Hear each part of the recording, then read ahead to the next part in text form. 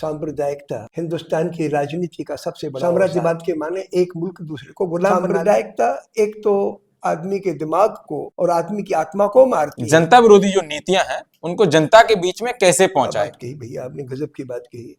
इस वक्त जो पीरियड है वो क्रांति के पहले, क्रांति की तैयारी का पीरियड है और जो तबके प्रताड़ित है, दहशत में है, धर्म के नाम पर या जात के नाम पर जलील किए जा रहे हैं। आप जिस समाज से आते हैं वो एक ब्राह्मण समाज है, कहीं आप पर उस समाज का दबाव तो रहता ही होगा। प्रॉब्लम तो है जी। साथियों नमस्कार, मैं वीरेंद्र, आप देख रहे हैं हमारा यूट्यूब मंच बोलो साथी। हमारे साथ मौजूद हैं प्रोफेसर विपिन कुमार त्रिपाठी सर, जो IIT दिल्ली में पूर्व में प्रोफेसर रहे हैं और वर्तमान में पूरे भारत के अंदर जगह जगह जाकर और तमाम राज्यों में जाकर एक क्रांतिकारी सोच के साथ अपनी उस यात्रा को आगे बढ़ा रहे हैं जिस यात्रा में शोषित, गरीब, वंचित, अल्पसंख्यक और हर वो तबका आता है जो इस देश का जमीनी स्तर पर कामगार है। साथियों, हम बात करेंगे और जानेंगे कि उनका क्या उद्देश्य है, जो ये मिशन चला रहे हैं, भारत के जो लोग हैं उन पर क्या असर पड़ेगा, वो क्या इस सोच के लिए आगे बढ़ा पाएंगे या नहीं। सर, सबसे पहले हमारे चैनल में आपका बहुत बहुत स्वागत है। बहुत बहुत शुक्रिया। जैसा कि सबसे पहले आप लगातार सक्रिय हैं, आपकी उम्र भी बहुत हो चुकी है, आपका क्या उद्देश्य है कि आप जगह जगह जाकर के ये जो कहा जाए जागरूकता है उसको फैला। दो कारण है जी। एक कारण तो ये रहा कि 1989 में भागलपुर में बड़ा दंगा हुआ और तब हिंदुस्तान में एक आंदोलन चल रहा था मंदिर के सवाल, तो मुझे महसूस हुआ कि सांप्रदायिकता जी हिंदुस्तान की राजनीति का सबसे बड़ा औजार, पूंजी के अलावा जी। तो मैं चाहता था कि सांप्रदायिकता का जमीनी रेजिस्टेंस खड़ा करूं। एक वजह तो ये रही। दूसरा, मैंने महसूस किया कि साम्राज्यवादी भी मरा नहीं। साम्राज्यवाद के माने एक मुल्क दूसरे को गुलाम बना ले, ये तो होता था पहले जी, लेकिन अब सीधा गुलाम ना बना के उस मुल्क के रईस तबके के जरिए विदेशी पूंजी मिलजुल के जी, उस मुल्क के अवाम का शोषण करे और उस शोषण पे कोई रुकावट ना आ जाए तो पर्दा डाल दो नफरत का, ताकि अवाम आपस में लड़ मरे। तो मैंने महसूस किया कि सांप्रदायिकता एक तो आदमी के दिमाग को और आदमी की आत्मा को मारती है, सोचने का मादा खत्म करती है और संघर्ष करने की शक्ति खत्म करती है। और दूसरा, एक ऐसा वर्ग हावी समाज पर हो जाता है जो जन विरोधी, शोषण आधारित और सोच में तानाशाही प्रवृत्ति रखता है। इसलिए मैं इस पे काम करता हूं। आप जिस तरीके से सोच रखते हैं कि जो गांधी के विचार थे वो जन जन तक पहुंचे, लोगों तक पहुंचे, और गांधी की जो अहिंसावादी सोच थी उसको आप हर व्यक्ति के अंदर, उसको कहा जाए तो अपने दिमाग में, जहन में डालने का प्रयास करते हैं। क्या गांधीवादी जो सोच है वो आज युवा, जिस तरीके से वर्तमान का जो युवा सांप्रदायिकता में डाला जा रहा है, क्या वो गांधी जी के विचारों को आत्मसात करके एक सही माहौल बनाएगा? ये बड़ा मुश्किल सवाल है, क्योंकि गांधी ने जो चीज रखी सामने वो सत्याग्रह की थी जी। सत्याग्रह सत्य पे टिका है जी।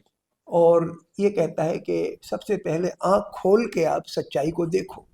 और सबसे बड़ी सच्चाई है कि दुनिया के सारे मेहनतकश अवाम एक, और 85% अवाम या 70% 80% अवाम शोषण का शिकार। जी। जितनी दौलत अवाम पैदा करता है, जनता पैदा करती है, उसकी आधी दौलत उससे छिन जाती है। ये एक ग्लोबल ट्रुथ है, पूरी दुनिया की सच्चाई है जी। तो हम चाहते हैं कि इस सच्चाई को लोग एहसास करें और वो ताकतें जो अवाम की लड़ने की शक्ति को कुंठित करती हैं, सच देखने की शक्ति को कुंठित करती हैं, खत्म करती हैं, वो ताकतें, उन ताकतों का मुकाबला अपन कैसे करें, उनके शोषण का जाल कैसे फैला है, उनकी राजनीति कैसे चलती है, मीडिया पे कब्जा किस तरीके का है, उससे हम जागरूक रहें। ये मैं काम करता हूँ। आपने मीडिया पे सवाल किया, क्या लगता है सर कि वर्तमान की जो मेन स्ट्रीम मीडिया है वो सरकार की कहीं ना कहीं गोद में जाकर के बैठी है, और जो कहा जाए तो लोक रंजन की मीडिया आज हो गई है, जो लोक कल्याण होना चाहिए,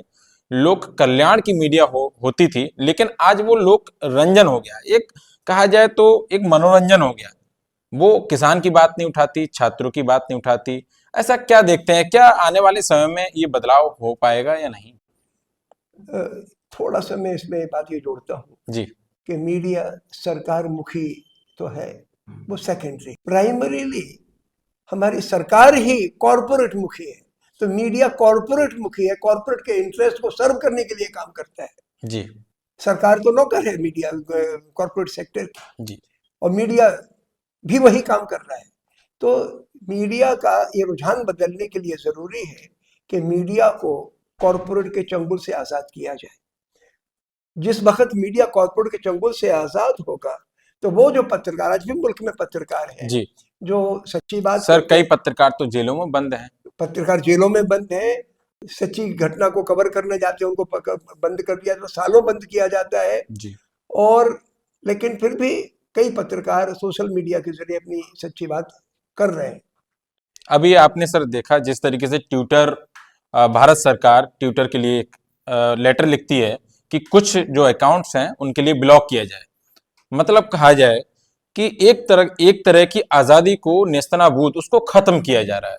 इस पर आपका क्या विचार है? ये बहुत गंभीर बात है, क्योंकि रॉलेट टैक्स सत्याग्रह गांधी ने इसलिए खड़ा किया था कि बोलने की आजादी पे अंकुश लगा था। जी जो बात 1919 में थी, आज 2024 में बिल्कुल वही बात और अधिक इंटेंसिटी के साथ हमारे सामने आई है कि आप पार्लियामेंट में नहीं बोल सकते, आप सड़क पे नहीं बोल सकते, आप कॉलेज में नहीं बोल सकते, मीडिया में तो सन्नाटा है। और कई लोग तो मतलब तनख्वाह अच्छी मिलती है तो उन्होंने कहा आप जो कहेंगे हम बोल देंगे, इस तरीके से गुलामी की पत्रकारिता कर रहे हैं। लेकिन कई लोग मजबूरन अपने वजूद के बचाने के लिए भी कि भाई हम क्या करें, कहाँ जाएं, हमारी आवाज कहाँ से निकलेगी। तो मैं उनको दोष नहीं देता, मैं तो इतना कहना चाहता हूँ कि मीडिया को कॉर्पोरेट चंगुल से आजाद करना हमारी राजनीति का एक प्राइम फोकस होना चाहिए। सर, इस देश की जो नींव है वो एक किसान और युवा वर्ग आता है। लेकिन किसान तो सड़कों पे आंदोलन कर रहा है, लेकिन युवा वर्ग आज भी शांत बैठा है और वो कहीं ना कहीं किसी प्रकार के दबाव में है। अगर वो किसी कॉलेज में पढ़ रहा है, किसी विश्वविद्यालय में पढ़ रहा है, तो उसको नोटिस जारी कर दिया जाता है। तो उस युवा के लिए आप क्या कहेंगे? वो किस रूप में अपनी बात को लोगों तक पहुंचा पाए, या फिर जनता विरोधी जो नीतियां हैं उनको जनता के बीच में कैसे पहुंचाए? क्या बात कही भैया, आपने गजब की बात कही।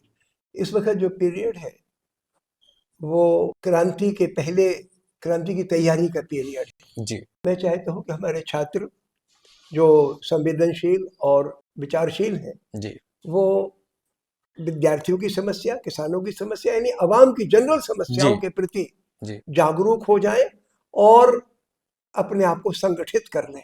संगठित माने ऐसा कि हफ्ते में बैठकें करें ताकि इन सवालों पे उनकी समझ और मजबूत बने। और जो तबके प्रताड़ित हैं, दहशत में हैं, धर्म के नाम पर या जात के नाम पर जलील किए जा रहे हैं, उन तबकों से जुड़ जाएं। और मुझे लगता है कि अगर हम ये तैयारी करेंगे तो 2-4 साल में हम इस हुकूमत को बदलेंगे। इस हुकूमत का जो चरित्र है कि दबा के रखो, कुचल के रखो, उस पर बदलाव मैं एक सवाल और करूंगा जो आपके व्यक्तिगत तौर पे जुड़ा हुआ है। आप जिस समाज से आते हैं वो एक ब्राह्मण समाज है। कहीं आप पर उस समाज का दबाव तो रहता ही होगा, क्योंकि जिस समाज की आप लड़ाई लड़ रहे हैं वो एक दलित समाज है, शोषित है, वंचित है। तो कहीं ना कहीं आपका समाज के द्वारा आप पे कोई प्रेशर ऐसा रहता है या नहीं? नहीं, मेरे ऊपर ऐसा प्रेशर नहीं रहता। उसकी वजह यह है, जी मैं एक गांव से आता हूँ। जी हमारे गांव में ब्राह्मण परिवार तो 10-12 ही थे। जी करीब 250 परिवार जो है वो मोची परिवार है।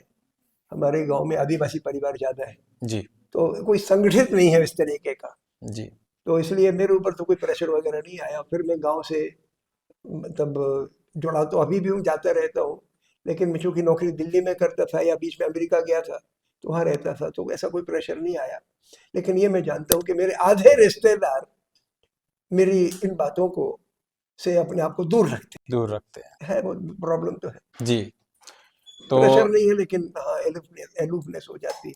आपने हमसे बात की, आपकी बात हमारे चैनल के माध्यम से तमाम लोगों तक पहुंचेगी। उन छात्रों के लिए भी सर के द्वारा ये सीख है कि अपनी बात को, एक दर्द है, मर्म है, दुख है, उसको लेखनी के माध्यम से या अपने सोशल मीडिया के माध्यम से लोगों तक पहुंचाएं, जिससे हमारा राष्ट्र, हमारा देश, हमारा भारत एक प्रगतिशील विचारों का बने और एक अच्छी सोच का बने, जिससे ये सभ्य समाज एक अच्छे समाज की कल्पना करे।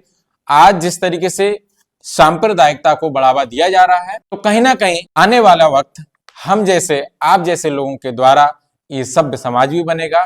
बहुत बहुत धन्यवाद। अगर हमारी वीडियो पसंद आई हो तो सब्सक्राइब करके अन्य लोगों तक शेयर करें, लाइक करें और अपनी प्रतिक्रिया कमेंट बॉक्स में दें।